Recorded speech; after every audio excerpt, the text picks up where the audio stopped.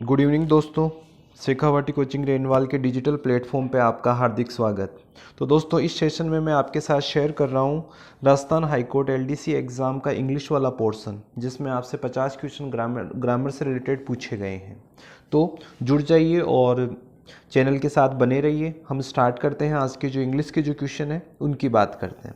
तो दोस्तों जो फर्स्ट क्वेश्चन जो हमें मिला है वो मिला है सफिक्स प्रीफिक्स के बारे में, जिसमें पूछा गया है कि choose the correct prefix that meaningfully complete the sentence, कि आप उस प्रफिक्स को चुनिए जिससे जिससे इसका जो वाक्य है वो मीनिंगफुली कंप्लीट हो जाता है। जैसे बोला है दोस्तों, इट वाज रेदर फेयर। अब हमें ये देख लेना है फेयर के साथ कौन सा प्रफिक्स सेट होता है, A F, U N, dis या ई एन। तो दोस्तों हमने सुना है फेयर और अनफेयर। क्या सुना है हमने? फेयर के साथ अनफेयर। तो जो सेकंड ऑप्शन है वो अन, ये प्रफिक्स इसके लिए सूटेबल है, अनफेयर हो जाएगा। अगले क्वेश्चन पे चलें। The teacher always played the devil's advocate to provoke discussion in the class. अपने से पूछा गया है कि कौन सा जो अंडरलाइन जो वर्ड है, ये जो अंडरलाइन जो वर्ड्स है वो किस चीज़ को इंडिकेट करते हैं। तो दोस्तों अपने को चार चीज़ें दी गई है। फेवर द वीक, कमज़ोर का पक्ष लेना। प्रेजेंट द काउंटर आर्ग्यूमेंट, विपक्ष में आर्ग्यूमेंट देना, एडमिनिस्ट्रेशन की तरफ से बोलना, या फिर फीमेल स्टूडेंट्स की तरफ से बोलना। तो दोस्तों always played the devil's advocate, ये वाला जो ईडीएम है इसका मतलब है प्रेजेंट ए काउंटर आर्ग्यूमेंट, विपरीत तर्क प्रस्तुत करना। तो इसका जवाब हो जाएगा सेकंड ऑप्शन। थर्ड क्वेश्चन पे चले कि select the right prefix for word usual, कि यूजुअल के लिए सही प्रफिक्स चुने। तो दोस्तों यूजुअल के साथ क्या जुड़ता है? अनयूजुअल, यूजुअल यानी सामान्य, अनयूजुअल यानी असामान्य। तो ऑप्शन 4 अन इसका सही जवाब है। अगला क्वेश्चन देखते हैं कि fill in the blanks choosing the correct tense form the given options. जैसे लाइन दी है, I blank to call you yesterday evening but it rent, कि मैं कल तुम्हें फ़ोन करने जा रहा था लेकिन बारिश आ गई। तो ये यस्टरडे है तो ऑब्वियसली पास्ट है, तो I was going to call you, तो ये आएगा दोस्तों सेकंड ऑप्शन। अगले प्रश्न में देखें, choose the correct active transformation of given passive, कि गिवन पेसिव का सही जो एक्टिव ट्रांसफॉर्मेशन क्या है। नोटिस वाज टेकन डाउन, तो इसका सही जो पेसिव है वो क्या होगा? तो दोस्तों यहाँ पे टेकन डाउन, वाज टेकन है, तो इसका हमने ढूंढना है active transformation of given passive, इसको एक्टिव में लाना है। तो वाज टेकन कब आता है? जब पहले से क्या दे रखी हो, सेकंड फॉर्म दे रखी हो। तो दोस्तों यहाँ सही जवाब है दे टूक डाउन द नोटिस, और इसका पेसिव क्या बन गया? Notice was taken down. तो ए ऑप्शन करेक्ट है। अगले क्वेश्चन पे चलें। अगला जो क्वेश्चन है वो है वन वर्ड का क्वेश्चन है, और इसमें कहता है कि ए स्टेटमेंट, दी गई लाइन के लिए एक वर्ड चाहिए। ए स्टेटमेंट या प्रोपोजिशन, ऐसा एक कथन या कहावत which is regarded as being stabilized, accepted और सेल्फ एविडेंट, जो अपने आप में स्पष्ट हो, सबके लिए सर्वविदित हो, सब लोग उसे स्थापित मानते हो, तो उसे क्या बोलेंगे?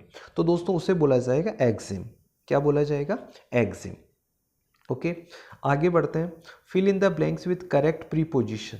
करेक्ट प्रीपोजिशन पूछा है कि he will remain at home until he is tested, जब तक उसका टेस्ट नहीं हो जाता वो एट होम रहेगा। हम भी तो बोलते हैं एट माई होम, तो एट होम। ओके, तो ऑप्शन 2। नेक्स्ट क्वेश्चन पे चलते हैं। Fill in the blanks with correct option, कि आप करेक्ट ऑप्शन ढूंढें। और जैसे है कि you and I was selected, आपको देखना है कि जो कंजक्शन लगा था उसका सही रूप क्या है। तो दोस्तों नाइदर आइदर नहीं होता, नाइदर नोर ये सही ग्रुपिंग है, आइदर नोर नहीं होता, नाइदर और भी नहीं होता। तो दोस्तों जो सेकंड ऑप्शन है नाइदर नोर, वो इसका सही जवाब है। Neither you NOR I was selected. Next question पे चलें कि इसमें पूछा है choose the correct passive of following sentence from the given options. आपको सही वाला पेसिव ढूंढना है। तो देखो क्या प्रश्न दिया है, the prime minister invited each members of the cabinet to state his views. Passive voice बनाना है तो पहले ऑब्जेक्ट को ले आओ, ईच मेंबर ऑफ कैबिनेट को फर्स्ट में उठा लाओ। कहाँ पे है? ये रहा ईच मेंबर ऑफ कैबिनेट। यहाँ इन्वाइटेड तो सेकंड फॉर्म हो जाएगा, was invited by the prime minister to state his views. Second option is right. Next question पे चलें। Choose the correct synonym of the word. पर्यायवाची पूछा है कि टाकेटिव का सही पर्याय कौन सा है। टाकेटिव तो इसे बोला जाता है बॉस गार्डलस। गार्डलस का मतलब भी क्या होता है, बहुत ज़्यादा बोलने वाला। बाकी आप देखो ग्रीडी का मतलब लालची, इविल का मतलब बुरा, सेलो का मतलब बहुत जिसकी हल्की बातें करने वाला। तो गार्डलस का मतलब बहुत ज़्यादा बोलने वाला। इट इज़ टाकेटिव का सिनोनिम है। अगले क्वेश्चन पे चलें। अगला जो क्वेश्चन है, synonym of the word bliss is. Bliss शब्द का सिनोनिम है। तो दोस्तों ब्लिस का मतलब होता है आनंद। ब्लिस क्या होता है, आनंद होता है। तो आनंद का सिनोनिम इनएडिक्वेट अपर्याप्त, फियर्स गुस्सा, पोलाइट विनम्रता नहीं, हैप्पी। हैप्पी और ब्लिस सेम है। ओके, नेक्स्ट क्वेश्चन पे चलें। Pick the correct option to fill the blank. Blank को भरने के लिए करेक्ट ऑप्शन चुने। तो दोस्तों यहाँ दिया हुआ है when we were on holiday, जब हम छुट्टियों पर थे। We spent money, too money. अब बताओ मनी क्या है, काउंटेबल अनकाउंटेबल। अगर काउंटेबल होता तो मैनी कर देते, ए फ्यू कर देते, लेकिन यह है अनकाउंटेबल। तो क्या आएगा, मच। यहाँ पर आएगा मच। ठीक है, we spend too much money. Okay, तो ऑप्शन है अपना सेकंड ऑप्शन मच। अगले क्वेश्चन पे चलें। Fill in the blanks with suitable article. Suitable article कि कौन सा आर्टिकल होगा वो इसके लिए सूटेबल होगा। तो दोस्तों आई हैव ब्रेकफास्ट एट 8 o'clock कि मैं 8 बजे नाश्ता करता हूँ। न ए की ज़रूरत है, न एन की ज़रूरत है, न द की ज़रूरत है। तो दोस्तों सही जवाब क्या होगा, no article required. I have breakfast at 8 o'clock कि 8 बजे मैं नाश्ता करता हूँ। नेक्स्ट क्वेश्चन पे चलें। Choose the correct option to fill the blank space. She is proud, उसे गर्व है। सी इज प्राउड, उसे गर्व है। दैट शी अचीव स्टारडम कि उसने स्टारडम अचीव कर लिया है। देन यह है कि मीनिंग क्या होगी भाई, हैज अचीव्ड। दो में हो सकता है, लेकिन यहाँ हैज़ के बाद थर्ड फॉर्म नहीं है, ये गलत है। तो हैज़ अचीव्ड। ओके, और यहाँ पे देखो आप अगर इस तरीके से भी देख तो ग्रामेटिकली देख लो, हैज़ के बाद अचीव गलत है, हैज़ के बाद तो थर्ड फॉर्म आती है। ओके, डिड अचीव, डिड के बाद ये नहीं है। अचीव, सी के बाद अकेला अचीव कैसे आ गया, ये भी गलत है। तो हैज़ अचीव्ड आएगा। सही जवाब क्या होगा, हैज़ अचीव्ड। नेक्स्ट क्वेश्चन पे चलें। Choose the word with incorrect prefix miss कि आप उस वर्ड को चुने जिसमें प्रफिक्स मिस है वो गलत लगा हुआ है। तो दोस्तों यहाँ पे देखो मिसअंडरस्टैंड सुना है, बिल्कुल ये सही है। मिसअंडरस्टैंड, मिस जज ये भी सही है। मिस लाइक या डिसलाइक ये भी चलता है, लेकिन मिस फायर नहीं चलता। मिस फायर नहीं चलता, तो सेकंड वाला है। अगले पर्सन पे चलें। अगला जो क्वेश्चन है, Priyanka was married to Robert. Priyanka की मैरिज से रॉबर्ट से शादी होगी। Priyanka was married to Robert, और हमें क्या करना है, इसका एक्टिव निकालना है। तो दोस्तों वाज मैरिड, वाज मैरिड इसका मतलब सेकंड फॉर्म ढूंढ लो भाई। सेकंड फॉर्म किस में है, तो पहले रॉबर्ट, शुरू में रॉबर्ट 3 में आ रहा है, तो फिर मैरिड ये रहा, Robert married Priyanka. Robert married Priyanka, passive कैसे बनेगा, Priyanka was married to Robert. Then first इसका सही जवाब है। अगले प्रश्न पे चले कि choose the correct option for underlined word. Underlined word के लिए देखो कौन सा वर्ड सबसे सही है। I am yours sincerely. दोस्तों लेटर्स वगैरह में अक्सर बताया जाता है, ये एस इस टाइप से नहीं आता, ये होता है yours sincerely. Yours sincerely, option 1। अगले पे पहुंचे। The sentence has been broken up into 4 parts कि 4 पार्ट्स में सेंटेंस को तोड़ा गया। बताओ कौन से वाले में फॉल्ट है। तो दोस्तों for the young and motivated in our country is a lot of opportunities. तो यंग और मोटिवेटेड लोगों के लिए इज नहीं आर, इज नहीं आर आएगा, सेकंड वाला है। ओके, अगले क्वेश्चन पे चले। Fill in the blanks with the correct form of verb. The sun during the day, सूर्य दिन के दौरान क्या करता है भाई, चमकता है। चमकता है के लिए वर्ब की फर्स्ट फॉर्म विद एस और ईएस, साइंस। ये आपका जैसे हम बोल सकते हैं यूनिवर्सल ट्रुथ वाला है, जैसे वो सूर्य पूरा में उदय होता है, इन द सेम वे दिन में चमकता है। अगले प्रश्न पे चलें। Choose the option that best explains the underline idiom और फ्रेज कि जो एक ईडियम दे रखा है, to throw down the gloves, gloves को फेंक देना, ये इसका मीन्स क्या है। तो इसका मतलब है to give a challenge, to give a challenge, सामने वाले को चैलेंज दे देना। अगले क्वेश्चन पे चलें। नेक्स्ट जो क्वेश्चन है, fill in the blanks with choosing the correct option, और ये कह रहा है हिज वाज गार्डनिंग, उसका बागवानी करना उसका है क्या? वोकेशन, वोकेशन ये होता है व्यवसाय, वैकेशन यानी छुट्टियाँ, वैक्सीनेशन यानी आपको पता है कोरोना वैक्सीनेशन, तो यहाँ पर व्यवसाय, वोकेशन का मतलब है व्यवसाय, कि गार्डनिंग उसका क्या है? व्यवसाय है, उसका जॉब है, उसका धंधा है। अगले क्वेश्चन पे चलें। नेक्स्ट जो क्वेश्चन है, वी ट्राइड एवरी प्लान, और आपको इसने क्या करना है? करेक्ट निगेटिव में choose the correct negative of affirmative sentence, कि वी ट्राइड एवरी प्लान, इसको आपको निगेटिव में ट्रांसफॉर्म करना है। तो देखो, we left no plan untried, हमने किसी भी प्लान को अनट्राइड नहीं छोड़ा, इसका मतलब फर्स्ट वाला सही है इसका। वी ट्राइड एवरी प्लान, तो we left no plan unturned. Next question पे चलें। The sentence has been broken up into 4 parts, फिर से सेंटेंस को 4 पार्ट्स में ब्रोकन किया गया है और बताना है कौन सा गलत है। तो दोस्तों, द रोस्ट इंसिडेंट, सबसे बुरी घटना, इन्वॉल्व ए स्टाफ मेंबर, जिसमें स्टाफ मेंबर था, हु वेंट कंप्लीट इनसेन, यहाँ पे जो थर्ड वाला पार्ट है वो गलत है, थर्ड जो पार्ट है वो गलत है। ओके, नेक्स्ट पे पहुंचे। अगला जो क्वेश्चन है, one who comes as settler into a foreign country, जो फॉरेन कंट्री में शटल होने के लिए जाता है वो कहलाता है, वो इमिग्रेंट कहलाता है भाई। क्या कहलाता है? इमिग्रेंट कहलाता है, अकेला इमिग्रेंट। आप सही से देख पा रहे होंगे, फर्स्ट ऑप्शन जो है अपना वो है इमिग्रेंट, ये वाला। अगले क्वेश्चन पे पहुंचे कि choose the correct sentence from the following, following में से देखिए करेक्ट सेंटेंस कौन सा है। तो देखो, relay chiefly on your own efforts, कहने का मतलब है कि अपने खुद के प्रयासों पर ही मुख्य तौर पर क्या रहना चाहिए? रिपीट, रियलाइज, रिलाई या रिले? तो दोस्तों इसका मतलब है डिपेंड, तो सबसे ज़्यादा डिपेंड करना चाहिए रिलाई, अपने खुद के प्रयासों पर ही निर्भर रहना चाहिए। इस रिलाई का मतलब है डिपेंड, कि खुद के प्रयासों पर निर्भर होना चाहिए। ओके, तो ऑप्शन सेकंड। अगले क्वेश्चन पे चलें। नेक्स्ट जो क्वेश्चन है, it is about he wait long as the next candidate was only a few minutes late, कि he wait long as the next candidate was only a few minutes late. इसमें क्या आना चाहिए? तो इसमें आएगा कि उसे किसी का वेट करने की आवश्यकता नहीं थी, he did not have to wait, उसे किसी का वेट करने की आवश्यकता नहीं थी। अगले पर्सन पे चलें। We had better go said the gate, he said she getting up, ठीक है। तो इसमें क्या चेंज होना है? इसको आपने इनडायरेक्ट में बदलना है, तो इसका इनडायरेक्ट है she said getting up that they had better go, first option. अगले पर्सन पे चलें। Pick the correct sentence from the given, कि इसमें से करेक्ट सेंटेंस देखो, तो इसमें nobody lives for ever, nobody lives for ever, everyone lives for ever, nobody wants to live for ever. तो सही सेंटेंस जो है वो है आपका नोबडी लिव्स फॉर एवर, क्योंकि फॉर एवर एक साथ होता है, नोबडी लिव्स फॉर एवर। अगले पर्सन पे पहुंचे। नेक्स्ट जो क्वेश्चन है, transform the following sentence into assertive, कि इसको आप असरेटिव में बदलो। Could you give me A hand with this, could you give me A hand with this, कि क्या आप इस मामले में मेरी हेल्प करेंगे? तो इसका देखो क्या बनेगा, he asked me for my hand, he asked me to give him a hand. जो सेकंड ऑप्शन है वो इसका सही जवाब है, he asked me to give him a hand.